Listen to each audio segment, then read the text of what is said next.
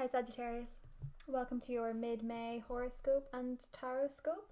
Hope you're all doing really well. The new moon in Gemini is the main focus of this reading. It's occurring in your partnership sector right across the sky from you. As well as that, it is very much supported by your communication sector. Saturn is retrograde in your communication sector. You're being asked to manifest a relationship or manifest within a relationship an authenticity in your communication, in how you speak. The new moon in Gemini is very much focused for one-on-one dynamics, but the Aquarian energy of Saturn is testing you to see how much you are willing to sacrifice personal boundaries. Now, oftentimes, as one of the two signs I most associate with freedom, the second being Aquarius, oftentimes boundaries don't always come so naturally, because a lot of your associations with freedom are to do with the lack of boundaries. With the north node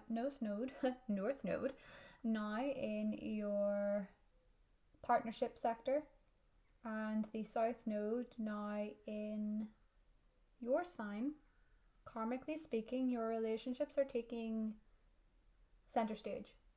But with the south node being in your sign, your karma lies within you.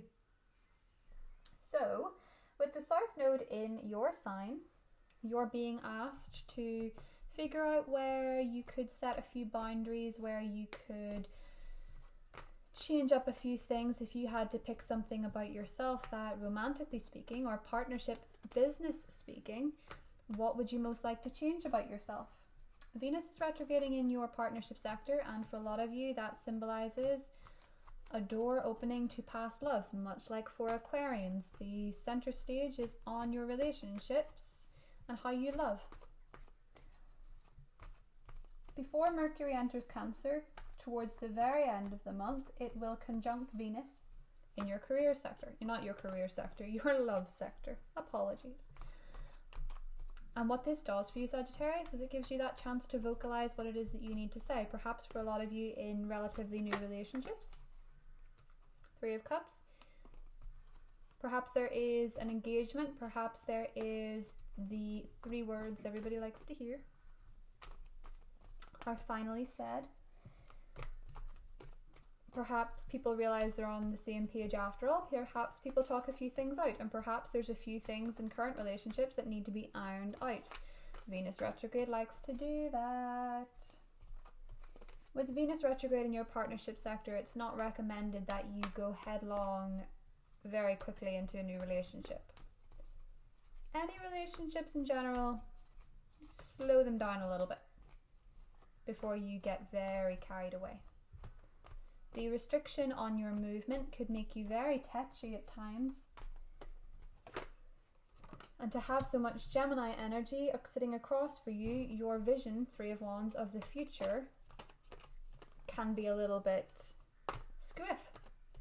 So, it's time with this new moon to figure out a plan in your partnerships, perhaps navigating distance, perhaps navigating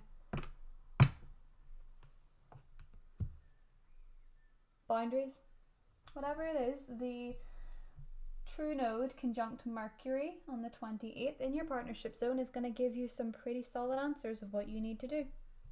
Four of Swords, first thing you need to do with this much energy right across from you in your opposite sign is rest and reflect Hermit energy. Queen of Pentacles in the positive. The challenge is the Six of Cups, of course it is.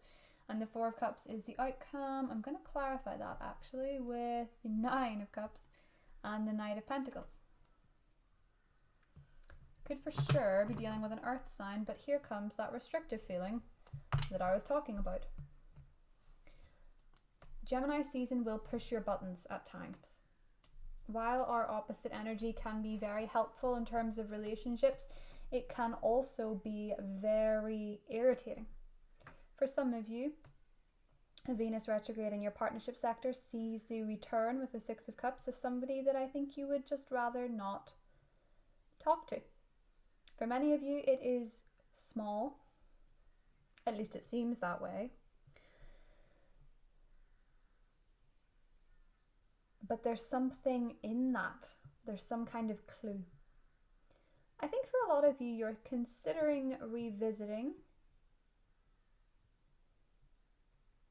people from the past in general. There are people that are coming to your mind and you're thinking, I wonder what they're doing.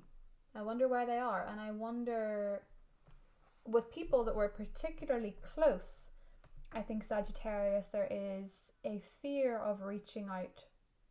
Because with the Four of Cups and the Nine of Cups, despite the differences in colouring, the message is quite similar. Both have their arms folded. Both are not necessarily open to the bounty, to the offers. And you run the risk of being there too.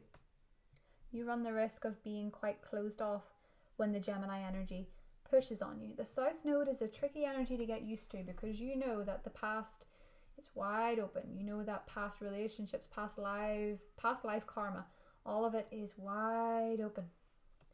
And somebody would really like to have a little bit more of an open dialogue with you. I think an Earth sign, I think a Virgo, I think a Taurus, I think a Capricorn would really like to get a little bit more from you in terms of you vocalizing what it is that you need, you vocalizing what it is that you want.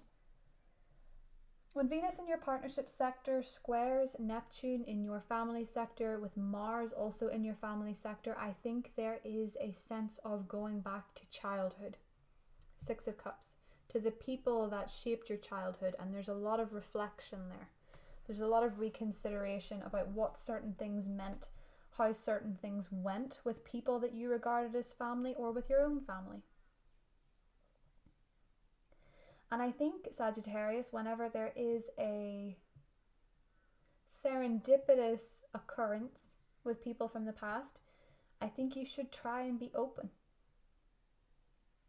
Because I'm not saying that this is regarding a necessarily very toxic, unhealthy energy. I think it's more to do with a clash of ego. And I think that there's still a lesson there. There are serendipitous occasions occurring for you that will put you back on the straight and narrow where you feel like you have veered off course a little bit.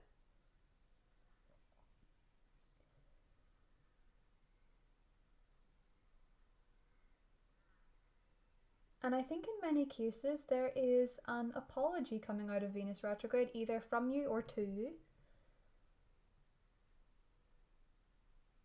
But I think it's quite significant in how you build your future going forward. I think this new moon in Gemini is re-inviting an old energy in to carry forward in a new way.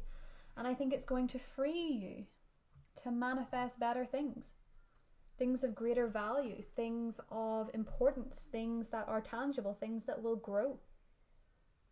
Alchemist energy, where you turn a tricky, tough situation into something you can prosper from. And I think in particular it's with your family or the people you view as family or viewed as family. The Queen of Pentacles in your positive energy suggests that having a healthy sense of self and having awareness of what it is that you deserve, particularly with Pluto being in your second house, is what's going to bring you the emotional satisfaction. Knight of Cups, Ace of Cups, a new love interest for many of you is more serious than you thought, or it could be more serious than you thought. Particularly if it's with an earth sign, but also with an air sign, Aquarius, Libra, Gemini. In which case there's a lot of clarity and a lot of things to be said. And I think the Mercury North Node energy brings you so much conversation and sharing of feelings.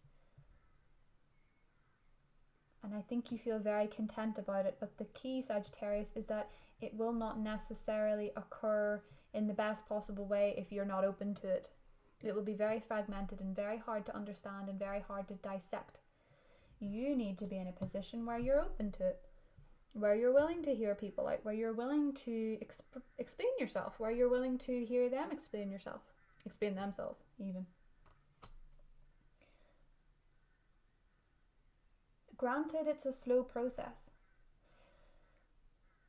But if you want to manifest somebody that you can have great communication with and that can go the long haul because you want something significant now, and I think you do with the Queen of Pentacles, I think for a lot of you it could be to do with a work relationship.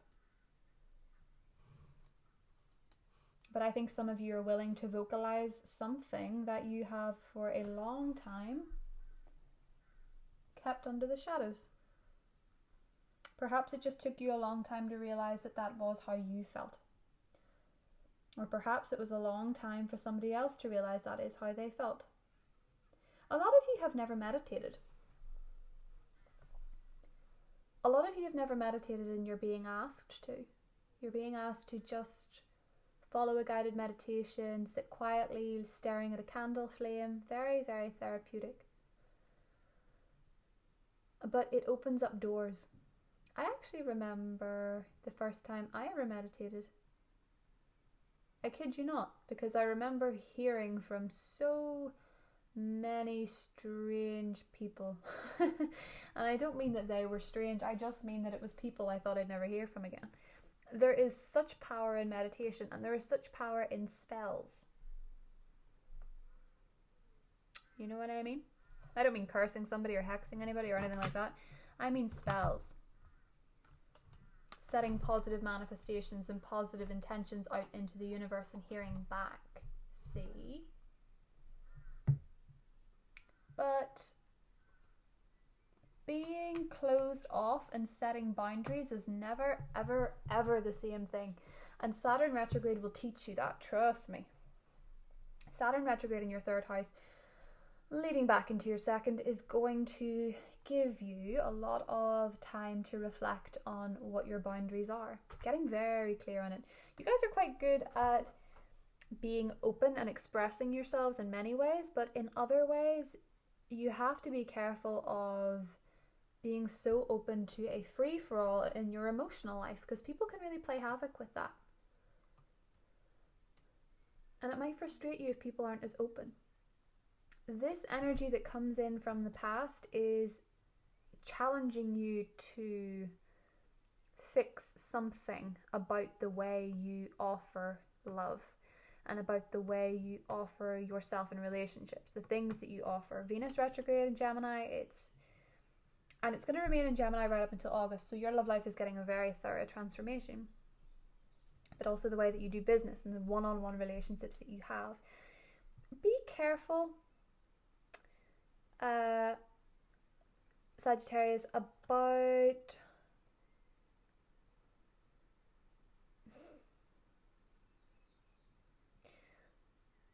be careful of rejecting people. Be careful about leaving people out in certain dynamics. Be careful, because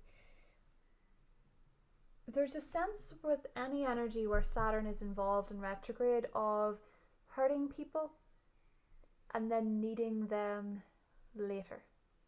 And with the third house, a lot of the time it's your siblings, of course, but I've also found it to be the people that you see on a day-to-day basis.